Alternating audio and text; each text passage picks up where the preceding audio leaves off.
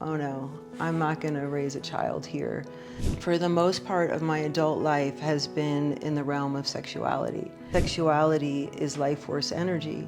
It's our rocket fuel. Yes, there was trauma in my past. You know, everything happens for a reason. It seems like almost every experience is an opportunity. Didn't like working for the mafia. I didn't like working in a smoky club. And it really unpacks my relationship with my mother and shows how that influenced my sexuality.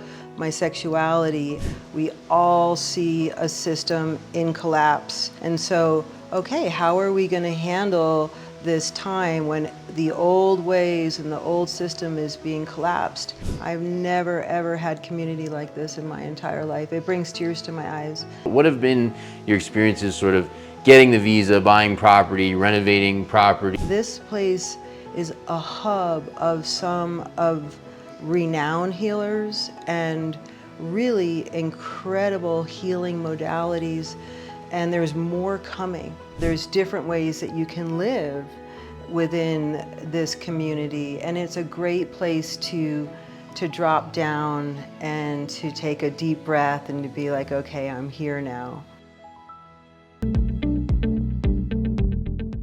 Hey everybody, welcome back to the channel. Jesse, joined today by Arabella Kalima. Very excited for this interview. She might be looking at me like my pronunciation's messed up. She'll fix it if so. This is gonna be a good one. So we're sitting today in Arabella's house, which also happens to be an Airbnb. There'll be a link to another video. We're gonna give you a little tour of the house, show the Airbnb. It's really a beautiful spot. I certainly commend you on the work I know goes into making a place this beautiful here in the Valley. We're just a couple minutes out of town.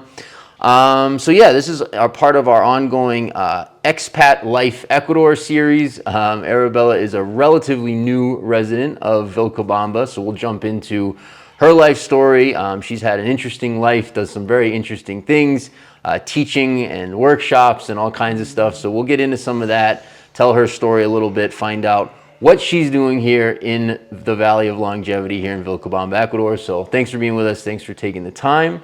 Appreciate it. So let's start at the beginning. Where are you from? And, you know, kind of what was life like early on? That's a long way back to go. But first, I just want to say thank you so much for, you know, having me on your channel. It's an honor because I've been watching your videos since before I came to Ecuador. Nice. So thank you.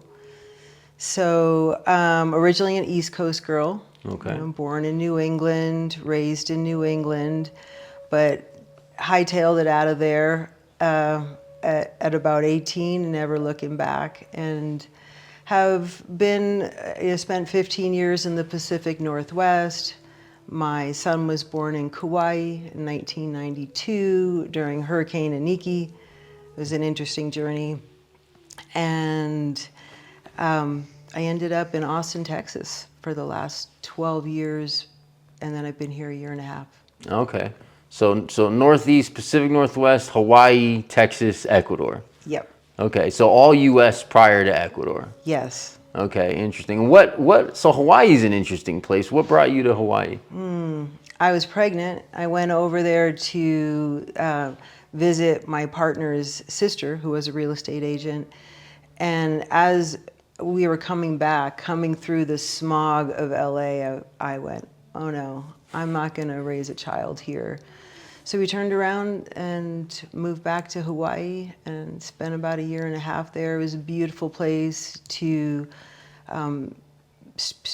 for being initiated as a mother, to have a home birth in the jungle. Wow. And yeah, I loved Hawaii. I could have stayed there probably a very long time, but Hurricane Iniki devastated the island in 1992. And it was really hard to find work, and the island was really struggling for a while. So what do you do for work? What has been some of your career paths? Well, I would say that for the most part of my adult life has been in the realm of sexuality. And so it's been a huge spectrum. So I've gone through from being, a dancer in Vegas to a professional dominatrix to what's considered a dakini or a tantrika. And so that is when my sexuality merged with my spirituality, and I found Tantra, and then later the Taoist traditions. I began to study sacred sexuality, which has been my life work for many years. Wow. What are there, can I ask anything, by the way? You can Is ask there, anything. okay. What made you interested in sexual work, sex work, or however you phrase that, like at the beginning? Like what drew you to that? Well, I would say as a young girl, I always found the erotic in life. Life is sensual. Mother Earth is sexual and sensual being. And I was very drawn. I dabbled in writing throughout my life and poetry when I was younger. And I loved to write erotica, and I loved to read it. Anais Nin was one of my early heroes and mentors. And so I believe now, just looking back over the lifetime, is that really this has been my vocation, but there are many stepping stones, and a lot of stepping stones of healing through sexuality in my own journey to bring me to a greater understanding that sexuality is life force energy. It's our rocket fuel. And in the Taoist tradition, we use that for our own well-being. So most people, when you think about, oh, you work in the field of sexuality, they think, well, it's partner related. And it's not that it's not, but primarily I teach people how to run and move, awaken and activate and refine their sexual energy for themselves, for their own creations. So I teach here every Monday a class called Awakening the Tigress Qigong. And that is really, it's an all women's class. It's really, really beautiful. We really created a sisterhood here. And we're working together to awaken and express our sensuality and our sexuality as a gift and as an offering to our community, to our family, and to ourselves, because that energy is what the ancient immortals would use as a path to longevity and immortality. Was there trauma in your life that you needed to heal from, and it's sort of the path went down, sort of the sexual healing path, or did it just sort of take you there for other reasons? That's a great question, Jess. Yes, there was trauma in my past, not necessarily sexual trauma, but like most of us, I would say almost everyone has a level of childhood trauma that they have to work through. And I most certainly did. And I'm still working on deeper layers of it. It's absolutely extraordinary, the healing journey that we are on as human beings. So in the beginning, I had a very intense relationship with my mother. I would say she was had narcissistic personality disorder, and she was an obsessive compulsive. So she was really hard and challenging to be with as a mother. And I was a very free-spirited girl, so we really had a hard time. And the intensity of that relationship, I brought into my sexuality, and I was used to my nervous system being on overdrive all the time. And so I'm still doing practices to learn to dysregulate my nervous system. And the things that interested me 20 years ago in sexuality don't anymore, because I've been able to really transform my system where I don't seek the same things I once used to. And I think all of us experience that as we age and grow older. Absolutely. So you mentioned at some point you discovered spirituality and you sort of merged your sexual work with the spiritual world, and then that became your work. Can you describe that a little bit? I can describe it. It could be a really big rabbit hole. Sure. I would say I was always a deeply sensitive, highly attuned young girl.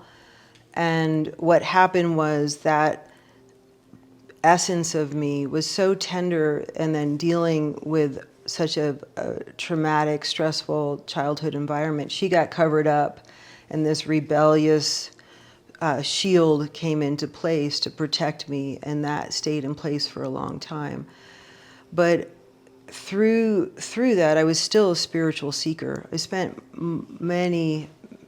all of my lifetime, I've sought different paths, and I had an experience when I was about 23. I went to live with one of my teachers who was an advanced crystal energetics practitioner, and he studied all of the sacred texts, and so it was sacred science. It was, in the 80s, it was full on like New Age movement, just at its peak. And it was during that time where I had completely devoted myself to being in service to the divine.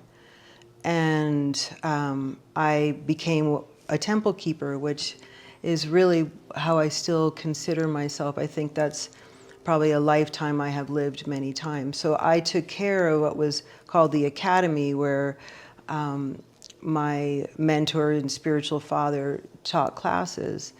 And people came from all over the world to study with him. But there were advanced grid works and systems in chambers throughout. It was an old historical home. And so I was the only person that lived there, and I caretaked this amazing place with Merkaba traction modules and I think early Tesla coils. It was pretty extraordinary, crystals that would stand this tall. And that's a really long story, but basically I left. This was in Hot Springs, Arkansas. I left with my tail between my legs after being psychically attacked at such an intense level that I had PTSD for years. So I think at that point I was like, fuck spirituality. Hell no. I was becoming more highly attuned, and I had psychic abilities that were waking at that time. And I was able to get a glimpse into the dark forces. And it really terrified me, and I didn't have the guidance. And soon after I left, my spiritual father was killed in a car accident.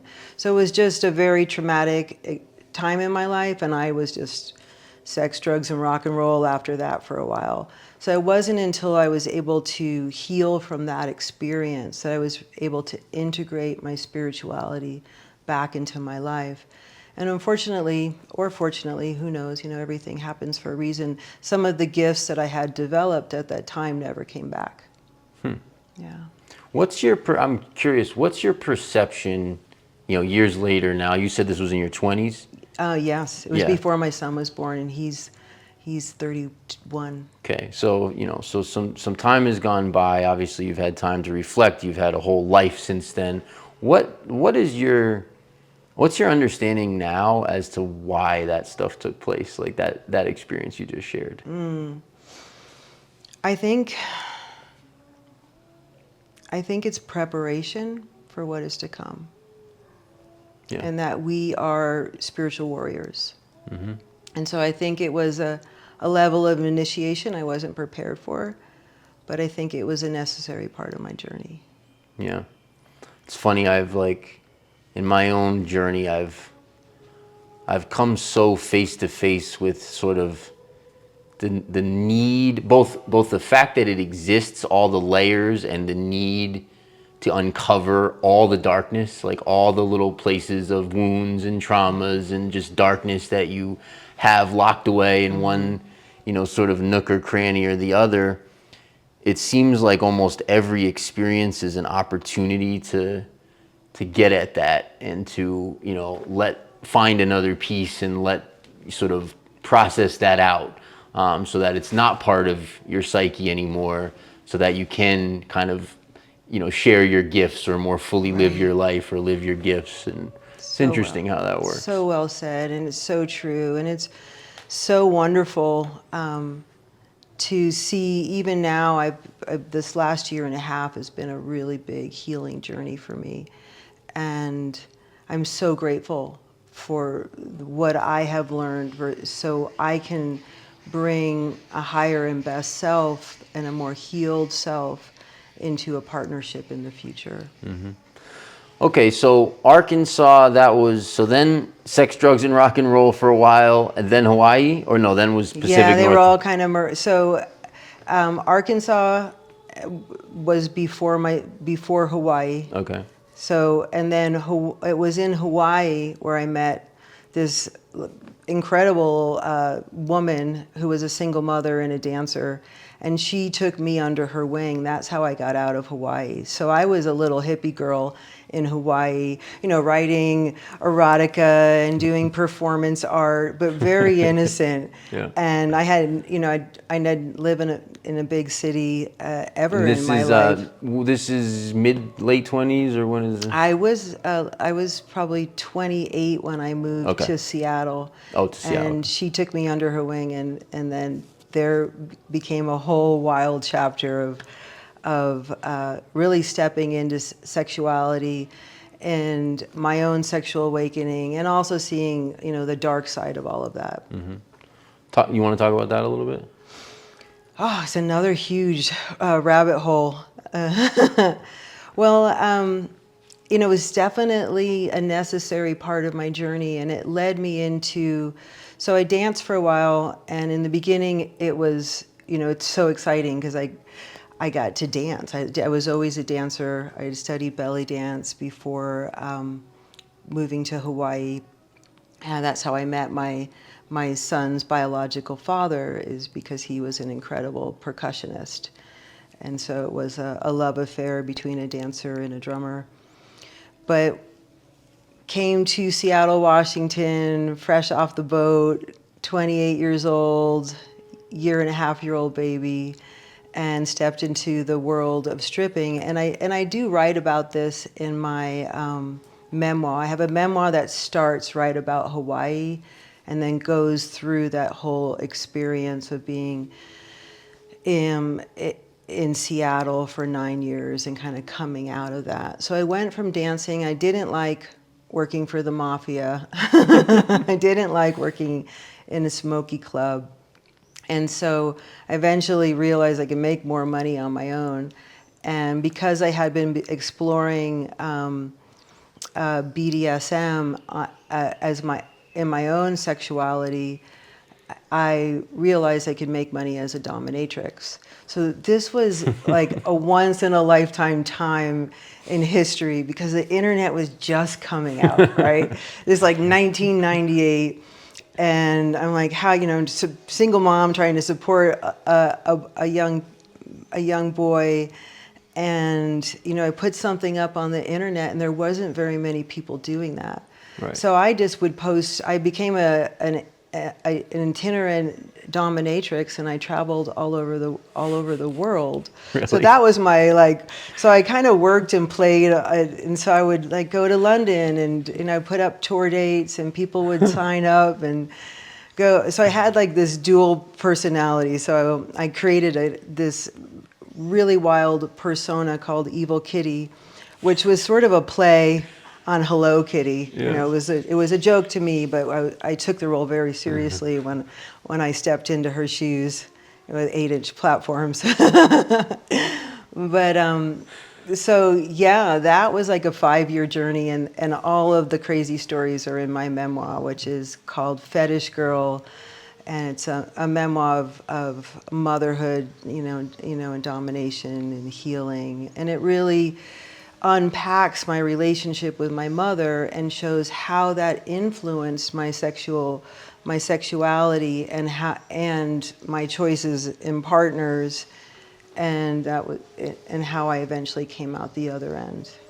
Yeah, those are interesting discoveries, aren't they? When you start to put all those links together between childhood and family and parents, and then your partners, and how all that plays out, and it's very interesting. What was it like for you?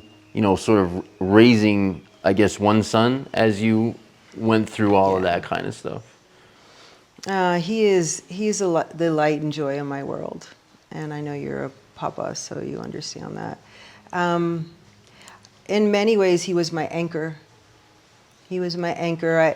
Because of the childhood trauma, I would say, a very extreme personality, and I was a big adrenaline chaser. I loved living life on the edge. And I think without a child, I might have gone over that edge.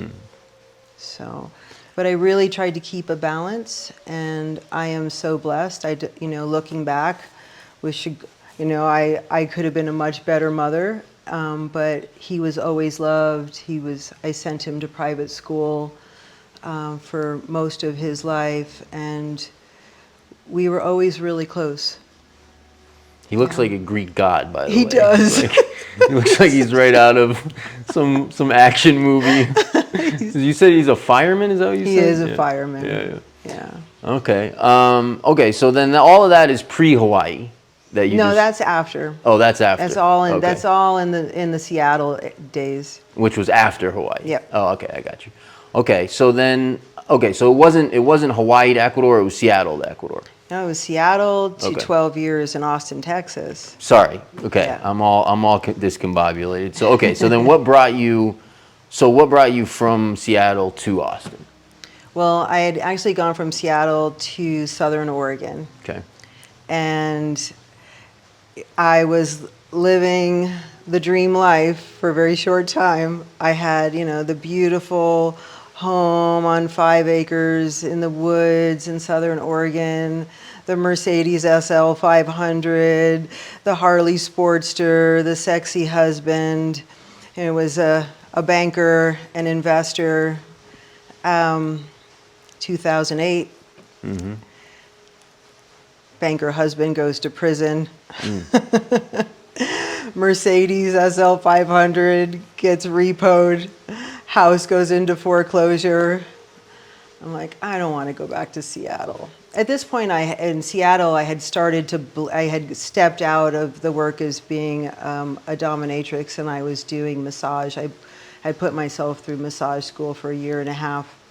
And so, but my license wasn't good in Oregon, and I had been studying shamanism and feng shui while I was married. And so I kind of came to a crossroads, and I've always followed signs. That's what brought me here. And Austin kept coming up. It's like I needed to go to a city where I could start over and make money. At least that was my thinking at the time. And so, it was like didn't want to go back, so I went south. Okay. So then, what did you do for those? What was the time like in Austin for those 12 years?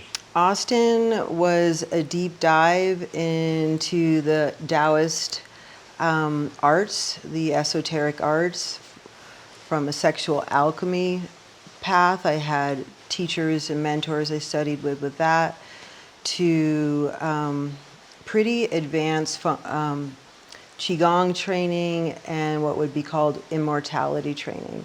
So was doing that, and then that's where I really created my art form, a blend. And I had been studying Tantra since about 2005 is where I discovered one of my teachers in that realm. So I started to step into my work as a tantrika, truly in Austin, and set up what we call temple space. And I've always worked out of my home. And so I started to refine my craft and my art there. Okay. Yeah. And so then what was the impulse for Ecuador? I think many of us are being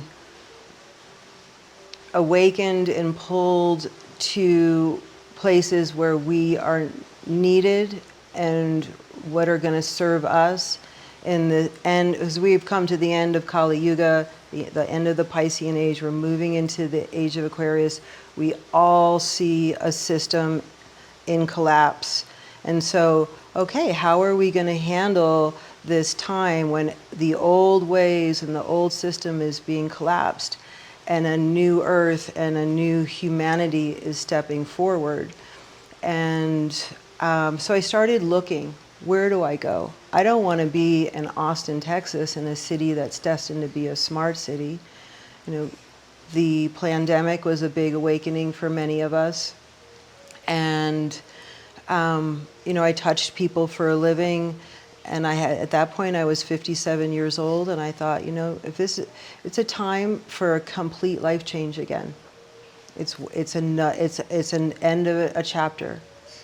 And so in my search of, I've always been fascinated since I'm a Taoist and studied Taoism with blue zones and places. Define that for people that don't know.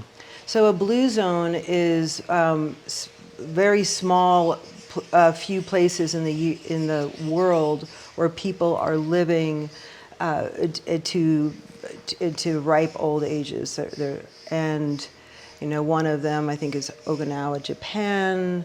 I think there's a place in California, the Mediterranean. So there's little hot spots where we have these beautiful elders that are in their hundreds, and Ecuador, not Ecuador in as a whole, but Vilcabamba is like a sub blue zone. Yeah, it's like an unofficial. It's unofficial, zone, yeah. which is great Right. because it's not, it would be ruined if everybody flocked here. Yeah. Okay, so that was kind of, you were doing research. I was doing You came research. across this place. Clean water, clean air, and then, you know, coming here, what is the hub of this beautiful, beautiful town is the community. Yeah, I've never, ever had community like this in my entire life. It brings tears to my eyes. I have deeper relationships and friendships here than I've ever had. And I am devoted and committed to this community, to this town. And it feels so good to grow my roots here and to know, like, we all have each other's backs. And how do we keep this place beautiful and protect it from some of these things that are going on in the world? Yeah. So had you visited first? Did you come and visit, or did you just take the Sight plunge? unseen. I'm gonna give you a high five for that. I did the same thing. Not many of us Right. did that, but there's a handful. Yeah. All right. Wow. So did you own property in Austin? Did you have to like liquidate and? I sold my home. Yeah. I said goodbye to all my clients and my business. So And sight unseen, Vilcabamba, Ecuador. sight unseen. Good for you. Okay. And when was that? That was in September of 2022. Oh, so you've been here a couple of years. You've been here, it will be 2 years in September, I guess. Yeah. Yeah, okay. So about a year and a half, something like that. Okay. And so you've done a lot in a short time here. I mean, you've Yeah, I bought have. property, you've renovated, you've created this whole amazing space. You're doing Airbnb. You went to Anarcho-Poco, which was pretty cool. I'd love to maybe talk about that in a minute. But, you know, what have been your experiences here? You mentioned the community, so obviously you're liking it here. But what have been your experiences sort of getting the visa, buying property, renovating property, you know, just kind of setting up your life here? It's a journey, isn't it? Yeah. It's an initiation in and of itself. Yeah, it's been an incredible learning experience. I would say, like, right now I've got my 2-year temporary visa, and I did an investor's visa. I felt like that was pretty simple. You know, you hire someone to help you along the way, and they just pretty much say, go here. And it was easy for me. I know not everybody has that experience, but piece of cake with the visa. You know, with an investor visa, you put money into CD. It's putting money in my bank account every month. I think that's a beautiful thing. So that was easy. It's a journey, even though I had traveled all over the world, and I've spent a lot of time in Central America. I always thought I would end up in Mexico, but you know, it's culture shock just being in. You don't realize, even I kind of had my own bubble in Austin, but the pace of life is so different, and the amount of frequencies that are blasted at us all the time. When you step out of that into a place like this, it takes your system a while to reset. And I can remember when I first got here, people were like, don't buy right away. And I think that's a good, feel it out. It's certainly not for everyone. You got to love the roosters. You got to make peace with the dogs. You got to, make sure your place is secure. You have to be a little smarter and wiser than you are probably living in most places in North America. So, those are learning. It's a learning process for sure. But people are so helpful, and they'll share their experience. And I just jumped in. And with this house, I feel like in feng shui, we believe homes have spirits. And so I really believe that this home chose me. And when I came into this home, I felt a deep inner knowing that this was also meant to be a Shakti temple. And what that means to me, Shakti is a Sanskrit word that means the divine feminine principle that's in all beings and all things. But it is that feminine essence that I help cultivate through the sacred feminine work that I share. So I knew I was supposed to bring that work here. And that's been one of my biggest, I would say my dharma is really refining and cultivating that work and bringing that here. But yeah, it's you find there's little different pockets of people in Vilcabamba, and so it takes a while to be like, are you find your right pocket? And then there's layers of community, right? You find like who are your core tribe, these are like, and then these are the other outer rings as you step into that wheel. So for people who have never been here, and again, you've done a lot in a short time. How would you describe this place? Like what, this is a different town, I think, than just about any other. Yeah. Are there themes, are there sort of defining characteristics that you would attribute to Vilcabamba? I think it is one of the most eclectic places I have ever been. You have such an amazing conglomeration of people. You've got a lot of families that are coming in, wanting to just, escape the rat race of either Europe or North America and raise their children in a new way. Unschool their children, teach their children permaculture and how to be out in nature and be part of a small community. And then you have incredible visionaries and healers. This place is a hub of some of renowned healers and really incredible healing modalities, and there's more coming.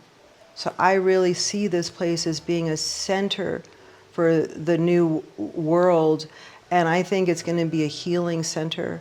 I just hosted a woman, I'm in her class doing an energy medicine class here. Her name is Beatrice. She's part of the People's Assembly and such a bright light in this community. And I can see, you can see it growing and rippling out. But there's lots of eccentrics, a lot of health gurus. Again, it's the Sacred Valley of Longevity. And I think some of the earlier pioneers here were in the raw food movement. You probably know more about that than I do.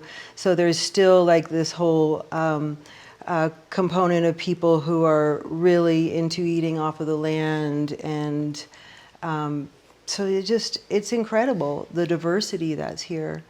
There's a lot of retirees and some amazing elders. Wise elders. One of the gifts of being here for me is that I get to sit at the feet of some of the most wise women I have ever met. And that's something that's really lost in North American culture. You know, here, as people age, they really step into their power and into their place as leaders in community. So I see myself as hopefully mentoring under some of these wise women, so eventually I can follow in their footsteps. Yeah, that's very beautiful. It's well said. So talk to me a little bit about, like, compare and contrast a little bit. So it's interesting. A lot of people who are here, there seems to be this like Vilcabamba, Hawaii, Bali connection where a lot of people have. I haven't lived in either of those places. I haven't been to either of those places. Plenty of people who have not. But that is like a reoccurring theme. And maybe it's because of some of the energetics of those places and how they relate to each other. I don't know. But compare a little bit, like, what's the difference between life here and life in Hawaii, for example? Well, the cost of living is the biggest thing. I mean, a home like this in Hawaii would be multi-million dollars. I would be way out of my budget. It would be way out of most of the budgets of my friends here. You know, you just can't afford to be there. It's with inflation. You know, North America, the beautiful spots of Hawaii. Yeah, it's extraordinary. But the cost of living, the cost of food is crazy. Hawaii is amazing. It's I could live there, you know. But I think what's happening here is still really unique and very different. But, you know, I wouldn't know how, other than the cost of living, the cost of food. You know, Hawaii's an island. So I think there's a lot of sustainability there. But, you know, it's also, I think, you know, there's good and bad to being on an island. Who would you say Vilcabamba is not for?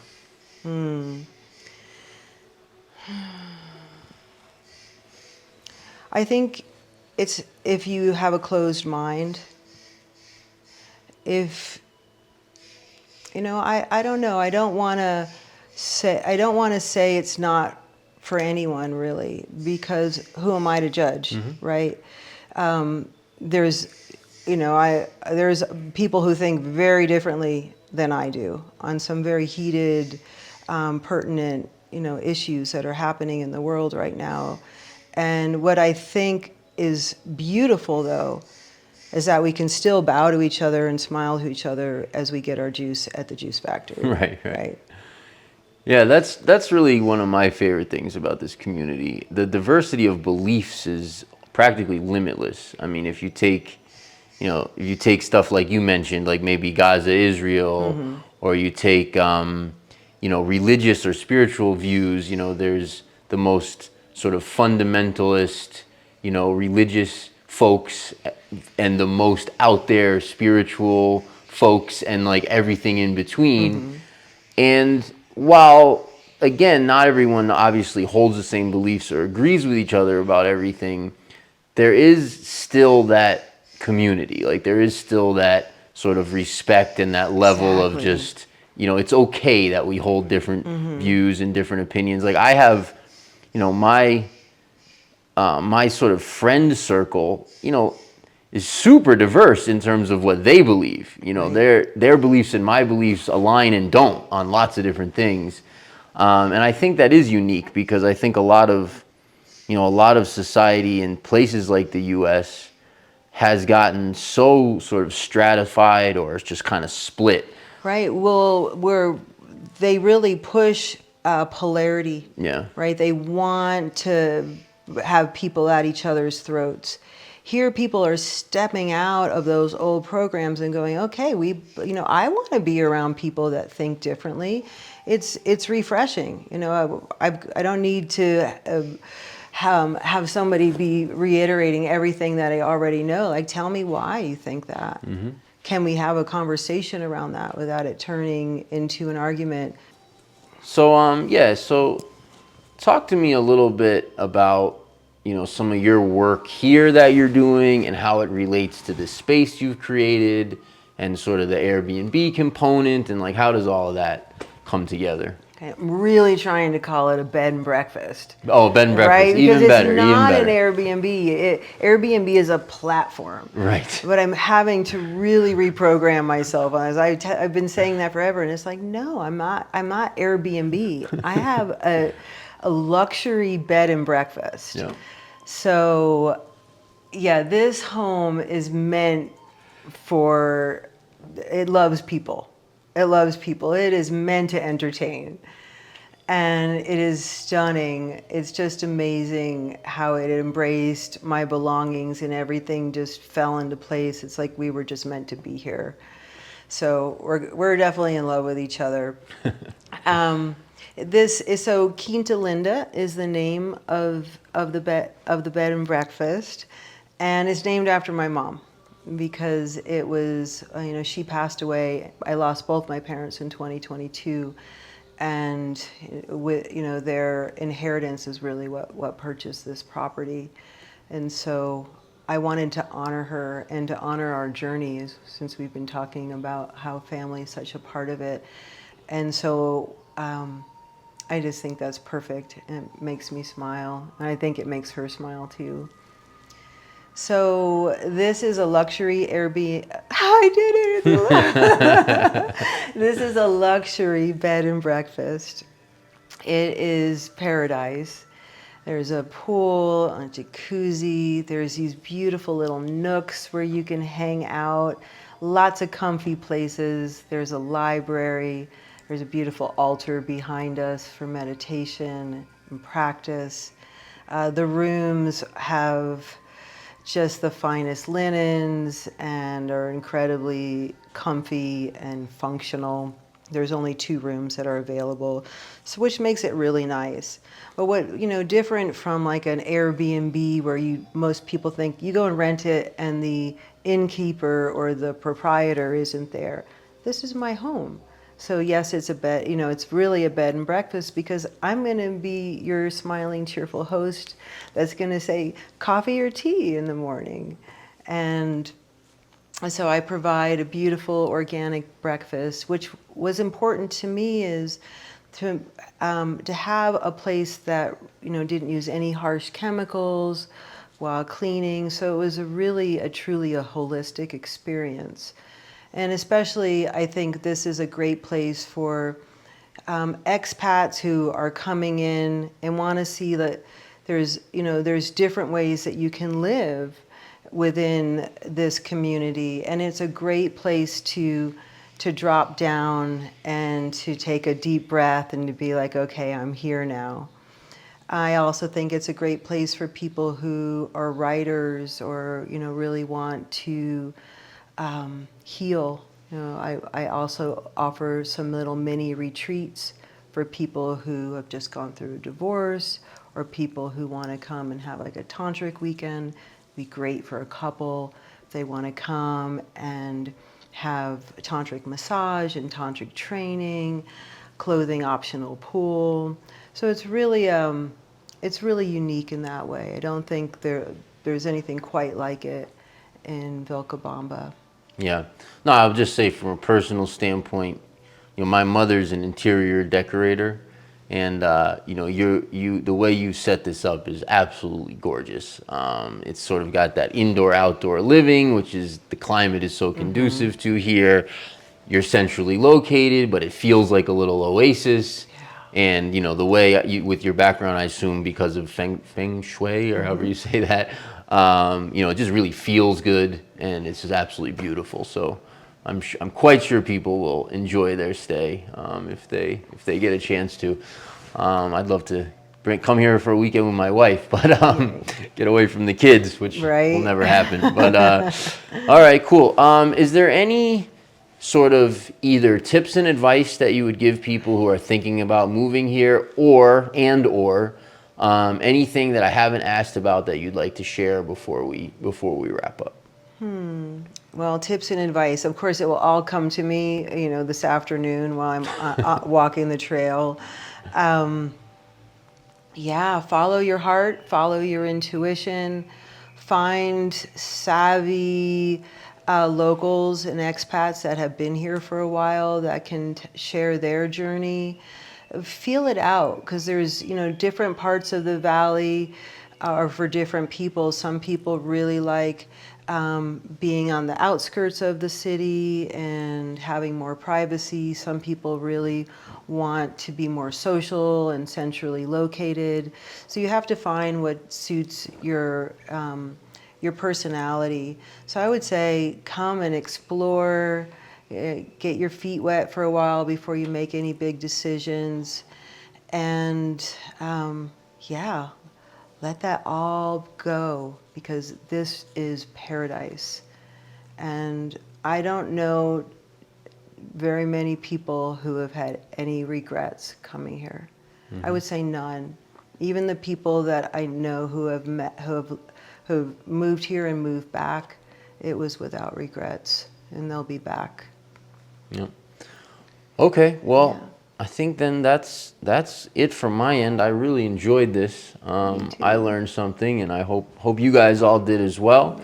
If you guys did enjoy the video, please subscribe to the channel, hit the like button, hit the bell as well. Check out the links in the description to the bed and breakfast, not Airbnb, to the bed and breakfast. We'll also put a link for Arabella's book in there as well, and anything else she wants included. So check the description below for those links, and thanks for tuning in. We'll talk to you guys again soon. Hey guys, thanks for watching. Subscribe to our channel right here. Check out our real estate channel right here for content that you will absolutely love. Click right here. And if you want to know how we got here, click here.